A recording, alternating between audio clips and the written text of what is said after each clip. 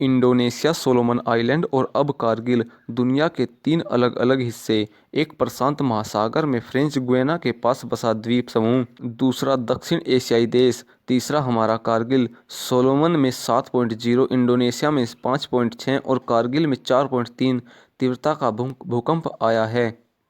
आखिर ये भूकंप आते कैसे हैं, आइए जानते हैं इस वीडियो में। इसलिए वीडियो को लाइक और चैनल को सब्सक्राइब कर लीजिए। इस दुनिया में हर साल भूकंप के हजारों झटके आते हैं। इस वजह से बहुत बड़े पैमाने पर जान माल की हानि होती है और एक बार तो ये भूकंप धरती को हिलाकर रख देते हैं। भूकंप कुछ ही क्षणों में लोगों को गिराकर चोट पहुंचाने से लेकर पूरे नगर या गांव को ध्वस्त करने की क्षमता रखता है। दोस्तों, भूकंप के खेल को समझने के लिए आपको सबसे पहले पृथ्वी की संरचना को समझना होगा। हमारी पूरी पृथ्वी 12 टेक्टोनिक प्लेटों पर स्थित है। इनके नीचे तरल पदार्थ लावा के रूप में है और ये प्लेटें लावा पर तैर रही होती हैं और जब ये प्लेटें आपस में टकराती हैं तो भूकंप का माहौल बनता है। दोस्तों, पृथ्वी की सबसे ऊपरी भाग में क्रस्ट वाली लेयर बनी होती है। इसी लेयर पर इंसान, पेड़ पौधे और हम सब। बीच वाले भाग में मेटल की लेयर आती है। इसके बाद आउटडोर कोर और इनर कोर आती है जो पृथ्वी के बीच में होती है। क्रस्ट और मेटल दोनों को लिथोस्फीयर कहा जाता है। ये परतें लगभग 50 किलोमीटर जितनी मोटी होती हैं। इन्हें टेक्टोनिक प्लेट भी कहा जाता है। ये टेक्टोनिक प्लेट्स अपनी जगह से इधर उधर हिलती रहती हैं और कभी कभी अपनी जगह से खिसक जाती हैं। इस कारण कभी कोई प्लेट दूसरी प्लेट के पास चली जाती है तो कोई दूसरी प्लेट उससे दूर हट जाती है। लेकिन कभी कभी ये प्लेटें एक दूसरे से टकरा जाती हैं और जब ये प्लेटें आपस में टकराती हैं तो धरती हिलने लगती है, जिस वजह से भूकंप बनता है। ये प्लेटें लगभग सतह से करीब 30 से 50 किलोमीटर तक अंदर होती हैं। लेकिन दोस्तों, ये प्लेट आपस में टकराती क्यों हैं? दरअसल होता क्या है कि ये प्लेटें बेहद ही धीरे धीरे घूमती रहती हैं। इस प्रकार यह हर साल 4-5 मिली अपने स्थान से खिसक जाती हैं। कोई एक प्लेट दूसरी प्लेट के पास या निकट चली जाती है तो कोई प्लेट उससे दूर चली जाती है, लेकिन कभी कभी आपस में टकरा जाती है। दोस्तों, भूकंप के केंद्र और भूकंप की तीव्रता क्या होती है और इससे क्या प्रभाव पड़ता है? भूकंप का केंद्र उसी स्थान को कहा जाता है जिसके ठीक नीचे प्लेटों में हलचल शुरू होती है और भूगर्भीय ऊर्जा निकलती है।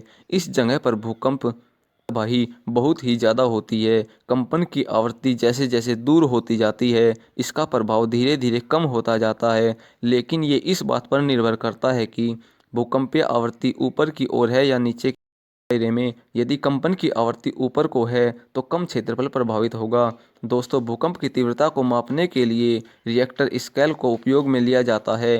भूकंप की तरंगों को रिएक्टर स्केल पर 1 से 9 तक के आधार पर मापा जाता है। रिएक्टर स्केल पर भूकंप की भयानकता का अंदाजा इस बात से लगाया जाता है कि 8 रिएक्टर पैमाने पर आया भूकंप 60 टन विस्फोटक से निकलने वाली ऊर्जा उत्पन्न कर सकता है और ये भूकंप काफ़ी तेज होता है। इतनी दोस्तों, रिएक्टर स्केल तकनीक पर 5 से कम तीव्रता वाले भूकंप को हल्का माना जाता है। इस भूकंप का ज़्यादा असर नहीं होता।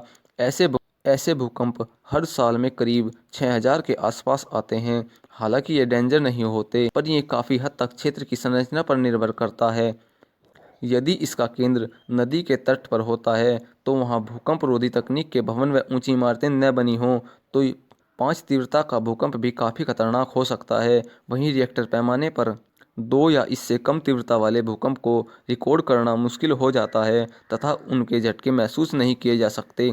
रिएक्टर पैमाने पर 5 से लेकर 5.9 तीव्रता तक के भूकंप मीडियम क्षमता वाले होते हैं और हर साल ऐसे करीब 800 झटके लगते हैं। दोस्तों, रिएक्टर स्केल पर 6 से लेकर 6.9 तीव्रता तक के भूकंप बड़े माने जाते हैं और ऐसे भूकंप साल में करीब 100 के आसपास आते हैं। रिएक्टर स्केल पर 7 से लेकर 7.9 तीव्रता तक के भूकंप खतरनाक माने जाते हैं जो हर साल में करीब 20 के आसपास आते हैं।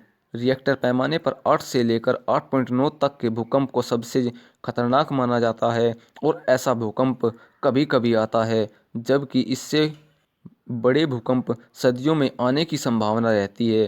रिएक्टर पैमाने पर 8.5 वाला भूकंप 7.5 तीव्रता के भूकंप से करीब 20 गुना ज़्यादा शक्तिशाली होता है।